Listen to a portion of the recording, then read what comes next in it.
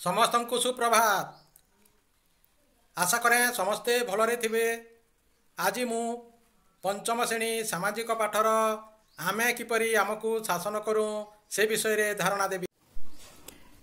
आम देश रे वर्तमान गणतंत्र शासन चली। गण अर्थ लोक, तंत्र अर्थ शासन, अर्थात लोकमानकर शासन चलुची। यह तीनोटी स्तर देई होई थाए। स्वायत्त शासन व्यवस्था, राज्य शासन व्यवस्था, केंद्र शासन व्यवस्था। आस आमे गोटी गोटी करी पढ़िबा।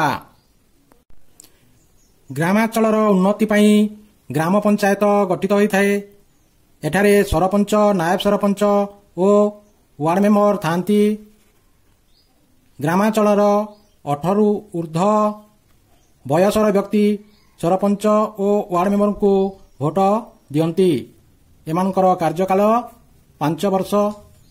ग्राम पंचायत पंचायतर उन्नतिमूलक कार्य करती। सेहीपरि सहरांचलर उन्नति पई पौर संस्था अछि।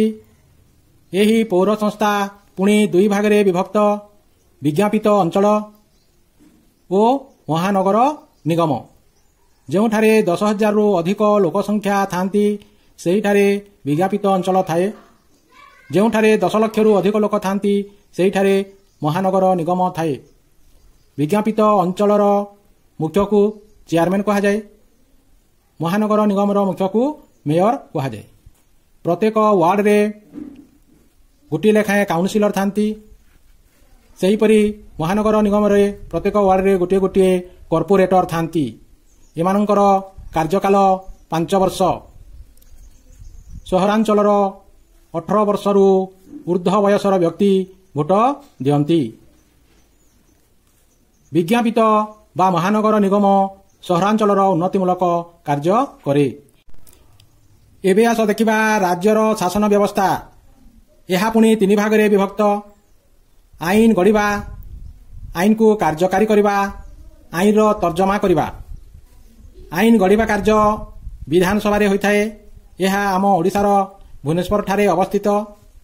सेठारे विधायक माने रुहंती।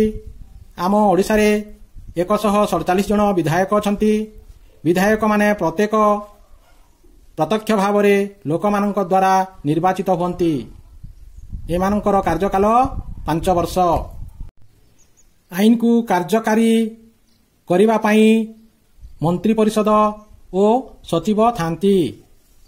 यही मंत्री परिषद पुणी 3 भागरे विभक्त। कैबिनेट मंत्री, राष्ट्रमंत्री ओ उपमंत्री। एमानंको मुख्यमंत्री परामर्श क्रमे राज्यपाल नियुक्त करती। मंत्रिमंडलर कार्यकाल 5 वर्ष।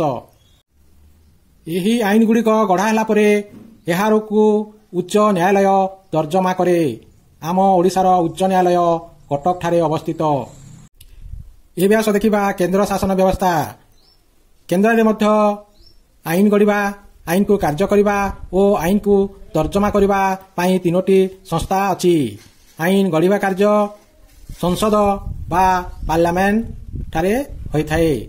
आम देशर पार्लियामेंट बा संसद दिल्ली ठारे अवस्थित। यही संसद रे पुणी 2टी गृह अछि, लोकसभा ओ राज्यसभा। आम सांसद को संख्या 545। सेहीपरि राज्यसभार सदस्य संख्या 250। लोकसभा होची एक अस्थायी सभा, राज्यसभा होची एक स्थायी सभा।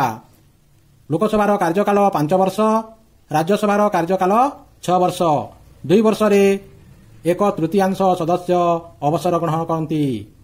आम ओडिशारू लोकसभा को 21 जन सभ्य बछा हुअंती।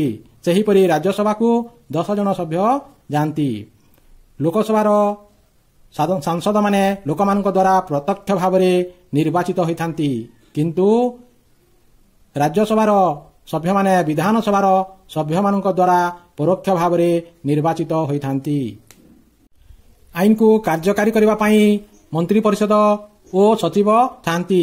यही मंत्री परिषद पुणी 3 भागरे विभक्त। कैबिनेट मंत्री, राष्ट्रमंत्री ओ उपमंत्री।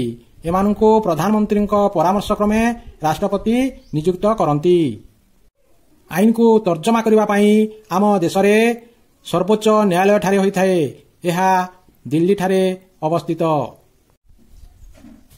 ଏବେ ଆସ ଉତ୍ତର କହ, ଆମ ରାଜ୍ୟର ବିଧାନସଭା ଗୃହ କେଉଁଠାରେ ଅବସ୍ଥିତ? ଓଡ଼ିଶା ବିଧାନସଭାର ସଭ୍ୟ ସଂଖ୍ୟା କେତେ?